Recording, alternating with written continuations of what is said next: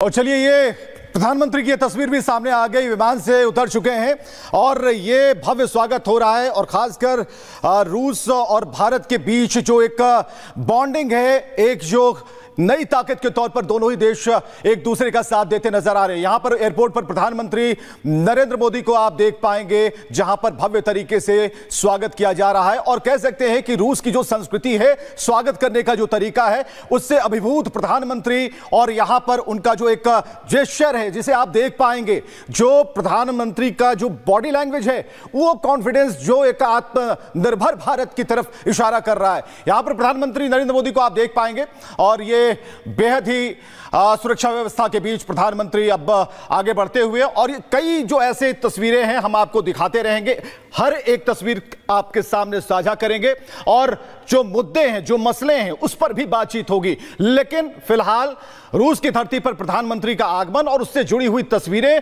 बेहद खास हैं। इसके बहुत अच्छे और पॉजिटिव मायने हैं और अलग अलग तरीके से पूरा देश, पूरा विश्व, सभी लोग इसे गहरे तरीके से देख रहे हैं। आज हमारे साथ इस डिबेट में, कह सकते हैं इस चर्चा में, आज हमारे साथ शामिल है मेजर जीडी बख्शी, रक्षा विशेषज्ञ हमारे साथ हैं। हमारे साथ दीपक वोरा, फॉर्मर डिप्लोमेट हमारे साथ हैं। हमारे साथ मेजर जनरल ए.के. श्रीवाच मौजूद है, डिफेंस एक्सपर्ट के तौर पर। सबका बहुत बहुत हम स्वागत करना चाहेंगे और सीधे हम जरा दीपक वोरा जी से बात करेंगे।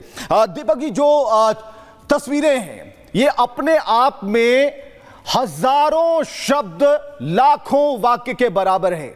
आज जो होने जा रहा है, प्रधानमंत्री अभी अभी रूस की धरती पर पहुंचे हैं, लेकिन आज सुबह से, कह सकते हैं कई दिनों पहले से, एक जो आवाज आ रही है कि ये चुप्पी, प्रधानमंत्री की चुप्पी, खामोशी बहुत कुछ बोल रही है। हमारी साहब बहुत अच्छा लगता है जब आपके चैनल पर होता है। फिर आप जनरल जीडी बख्शी और जनरल शिवाज को जब आपने बुलाया, तो मेरी क्या जरूरत है, इन दोनों की जानकारी बेमिसाल है। Always a pleasure to be on your show, so बहुत अच्छा लगता है। आपने जो अभी जिक्र किया है, वी आर मेनली टॉकिंग, हम लोग बातचीत कर रहे हैं बहुत भारत और चीन के जो संबंध है सर, क्योंकि ये रूस, अगर मुलाकात होती है रूस में होगी, तो रूसी भाषा का एक मुहावरा मैं कहना चाहता हूं, आप समझ जाएंगे और दोनों जनरल साहब भी समझ जाएंगे। दावरे नो प्रोब्रे, इसका मतलब है भरोसा करना है तो करो, लेकिन वेरीफाई करो। चीन पे भरोसा कोई नहीं कर सकता। अब ये क्यों हो रहा है सर, इसके बारे में बहुत जल्दी से बता देता हूं। ये हो रहा है कि चीन की इकोनॉमी खत्म हो गई है, फाइनेंशियल सिस्टम बर्बाद हो रहा है। $6 ट्रिलियन के डेट है, ऋण है उसके, प्रोविंशियल गवर्नमेंट्स को पैसे नहीं है। सर, एक बड़ी फौज को रखना, पेंशन देना, तनख्वाह देना बहुत मायने रखता है। उसके पास अब पैसे नहीं है, तो अब वो दोस्ती करने की कोशिश कर रहा है कि शायद मैं अपने सोल्जर्स वहां घटा दूं। लेकिन आपको ये भी याद होगा, मीठी मीठी बातें करने के बाद 2022 में तवांग में भी घुसने की कोशिश की थी, वहां पर भी उसको बहुत मार पड़ी, भाग गए वहां से। इस पे भरोसा नहीं किया जा सकता। मेरा मानना है सर, मैं उम्मीद करता हूं, प्रार्थना करता हूं मैं गलत हूं, जब ये ब्रिक्स का समिट खत्म हो जाएगा, फिर वो कुछ ना कुछ बदमाशी करेंगे। लेकिन एक चीज स्पष्ट है, नरेंद्र मोदी साहब की बॉडी लैंग्वेज देखकर लगता है कि अब उनको ये भरोसा पूरी तरह से है, अगर भारत से किसी ने पंगा लिया तो फिर उसका अंजाम उसके लिए अच्छा नहीं होगा। दलेर मेहंदी का गाना याद आता है, और पंगा ना लेना, ये पंगा ना लेना, बहुत बड़ी बात आपने कह दी। जेडी बख्शी हमारे साथ हैं। बख्शी साहब, बहुत करीब से आप इसे देख रहे हैं, समझ पा रहे हैं, और जिस आंतरिक कमजोरी की बात अभी अभी हो रही थी, आपने ध्यान से सुना, आप इसके बारे में जानते हैं, विश्लेषण कई बार कर चुके हैं। लेकिन भरोसे की बात जरा चैप्टर 2 में रखते हैं। चैप्टर 1 की अगर हम बात करें, तो यहां पर जो सिनारियो है, उसमें कमजोरी, बेबसी, लाचारी, मजबूरी, 4 ऐसे शब्द हैं जो आते हैं चीन के हिस्से। इसके सिवा बचता क्या है उनके पास?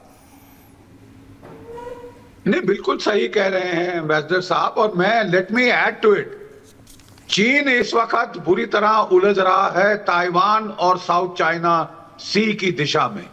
चाइनीज स्ट्रेटेजी के मुताबिक they always choose one strategic direction, वो 2 में नहीं बंटना चाहते। और भारत के साथ पंगा लेकर वो बिल्कुल उनको 2 तरफा जो है प्रेशर पड़ रहा था। अब वो चाहते हैं कि उन्होंने एक्सरसाइज जॉइंट स्वॉर्ड 2 शुरू कर दी है, क्या कहते हैं, ताइवान के बरखिलाफ, जिसके चलते कोई 152 उनके एयरक्राफ्ट और बहुत सारे नेवल और कोस्ट गार्ड यूनिट्स वो एक्सरसाइज में लगे हैं। ताइवान की घेराबंदी में। तो इस वक्त वो भारत से तो बिल्कुल उलझना नहीं चाहता, नंबर एक। नंबर दो, ब्रिक्स की ये जो मीटिंग है ये काफी अहम है। देखिए साहब, हाल में जो यूनाइटेड स्टेट्स है वो हम पे काफी दबाव डाल रही है। उसने बांग्लादेश में कू कर दिया, उसने सेंट मार्टिन आइलैंड चाहता है, कुकी लैंड बनाना चाहता है, खालिस्तानियों को जम के सपोर्ट दे रहा है, ब्लास्ट शुरू हो गए हैं दिल्ली के अंदर फिर से। तो इसके चलते जो हमको जेट इंजन देना था वो नहीं दे रहे, पैसे खा लिए लेकिन अभी तक इंजन नहीं दिए हैं। तो ये सारी चीजों के चलते एक संकेत देना जरूरी था कि साहब हम भी खेल खेलना जानते हैं। बिल्कुल, तजुर्बा बड़ा है आपका तजुर्बा बड़ा है, लेकिन हम जानना चाहेंगे प्रधानमंत्री की उस चुप्पी पर कई तरह के सवाल खड़े किए जा रहे थे। 2020 के बाद से यह कहा जा रहा था प्रधानमंत्री मौन साधना में क्यों हैं, चुप क्यों हैं, हिमालय चले जाएं, लेकिन इस चुप्पी के पीछे की जो आवाज थी अभी सुनाई दे रही है। आप महसूस कर पा रहे हैं बख्शी साहब? कि इस ब्रिक्स मीटिंग में कई बड़े अहम फैसले लिए जाएंगे। एक है ब्रिक्स करेंसी के ऊपर, ठीक है, जिसमें 40% गोल्ड पे बेस्ड होगी, बाकी 60% आपकी जो करेंसीज हैं उनके ऊपर बेस्ड होगी, और उनके बीच में जो समन्वय है वो ब्लॉकचेन और फ्रैक्टल के प्रोग्राम से किया जाएगा। देखिए, अब जैसे कि भारत ने रूस से बहुत सारा तेल खरीदा है, पेमेंट हमने रुपीस में की है। अब रूस कह रहा है कि साहब ये रुपयों का मैं क्या करूं, तो एक एक्सचेंज मैकेनिज्म बनानी पड़ेगी और उससे डी डॉलराइजेशन होगी, जिससे साहब जो अमेरिका का वर्चस्व है फाइनेंशियल मार्केट्स में और dollar is the currency of world trade, वो उसको बड़ा धक्का लगेगा साहब, उसको धक्का लगना फिर भी बात वहीं पर रुकी हुई है।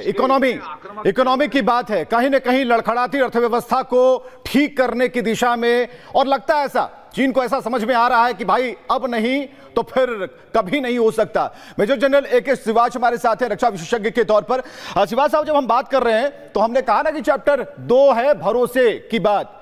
अब तक जो भी हुआ, बातचीत हुई, जो एक्शन हमने चीन का या फिर रुख भारत के प्रति चीन का देखा है, भरोसा नहीं जम रहा। आप किस दृष्टिकोण से इसे देख पा रहे हैं? आपके चश्मे से हम इस पूरे सिनारियो को देखना चाह रहे हैं। हाँ, देखो, सच्चाई है, मैं वहां पर चीफ ऑफ स्टाफ रह चुका हूँ 14 लद्दाख में। ये सच है कि चीन पे भरोसा तो बिल्कुल नहीं कर सकते, मगर ये भी सच है कि भारत ने अभी अपना जो वहां पर स्थिति है वो बड़ी मजबूत कर दी है। हमने जो इंफ्रास्ट्रक्चर बना लिया है लद्दाख से अरुणाचल प्रदेश, वो काबिले तारीफ है। और अब हम करें डिसएंगेजमेंट, जो पेट्रोलिंग है देपसांग में, पेट्रोलिंग पॉइंट 10 से लेके 13 जहां वो जाने नहीं दे रहे तो वहां जाएंगे, मगर हमने ये तो कभी नहीं कहा कि हम अपने ट्रुप्स को डी-इंडेक्ट कर देंगे।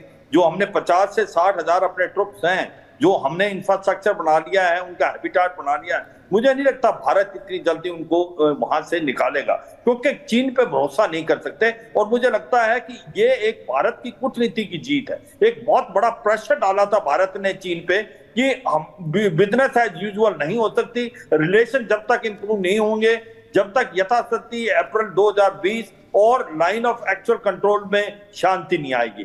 तो सच्चाई है, कहीं ना कहीं प्रेशर आया शी जिनपिंग पे, क्योंकि ये सच्चाई है उनकी इकोनॉमी बिल्कुल अच्छा नहीं कर रही, सप्लाई चेन वहां से मूव कर गई है, इंडोनेशिया, वियतनाम भारत में आ गई हैं। तो ऐसे में सच्चाई ये है, इनको मद्देनजर रखते हुए कि चीन के पास और कोई ऑल्टरनेटिव नहीं था। और मुझे लगता है इसमें रूस का भी एक बड़ा पॉजिटिव रोल हुआ है, क्योंकि रूस भी चाहता है कि किसी तरीके से जो वो एशिया की तरफ देख रहा, अभी यूरोप से उसका ज्यादा नाता नहीं रहा है, उसका जो यूरोप में कंट्रीज हैं उनके साथ अच्छे रिलेशन नहीं है। तो ये जो गठजोड़ है भारत का, चीन का और रूस का, और ये ब्रिक्स एक बहुत ज्यादा इंपॉर्टेंट महत्वपूर्ण होने वाला है इकोनॉमी को लेके, मुझे लगता है एक बहुत बड़ी पहल है और बहुत ही अच्छी चीज है। और इससे एक 2-3 मैसेज पहुंच जाते हैं। एक तो ये कि भारत एक बदला हुआ भारत है, भारत किसी के प्रेशर नहीं आता, भारत जो है चीन के ऊपर काउंटर प्रेशर डाल सकता है। मैं अपने व्यूअर को यह भी बताना चाहूंगा कि गलवान के बाद हमने 28-29 अगस्त 2022 को कलास रेंज को पकड़ लिया था, और कलास रेंज एक ऐसा था जैसे हमने हाजी पीर को पकड़ा था 1965 में, क्योंकि चशुल बॉल तो बॉल हमारे हाथ में था। स्पांगुर गैप जहां से चीनी 1962 में आए थे वो हमारे एक प्रकार कब्जे में था, फायर एंड ऑब्जर्वेशन से। हमने रिचिंगला गुरंग हिल, मगर हिल सब हमारे पास ऑक्यूपाई थे। तो कहने का मतलब यह है, चीन को भारत ने बता दिया है कि भारत एक पुश ओवर नहीं है, यह भारत की डिप्लोमेसी की जीत है। और मुझे लगता है प्रेशर में आके चीन के पास कोई ऑल्टरनेटिव नहीं था, उसने वो किया जो उसको लगा कि अब उसके पास कोई चारा नहीं है। मगर भारत